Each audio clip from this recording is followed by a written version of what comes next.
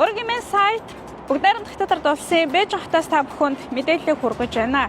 За эдийн засаг, санхүү, технологи, орчин үеийн нийгмийн бүхий л хөгжлийг агуулсан энэхүү хот технологи, бизнес үзүр үйлчилгээ, за хүмүүсийн амьдралын хэм маяг зэргээр дэлхийд дахинд шинжлэх байдлыг харуулж үнэхээр чадж байна. Бээжин хотны хятадын хамгийн том технологийн төв болж олон улсын хэмжээний технологийн стартапууд, инновацийн төвүүдтэй хот болжээ.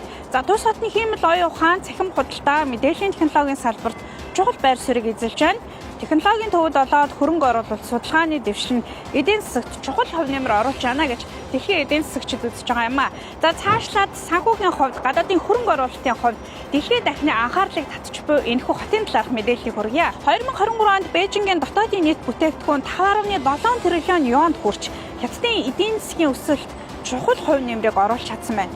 За харин хүн амын өсөлт болоод өндөр технологи, шин салбаруудын хөгжлийг дэмжих зорилгоор Бээжин бүхий салбаруудаа шинжилэл бүтээн байгуулалтыг хийж чадаад байгаа юм а. Бээжин хотоос Өргөмийн сайт та бүхэнд мэдээллийг хүргэлээ.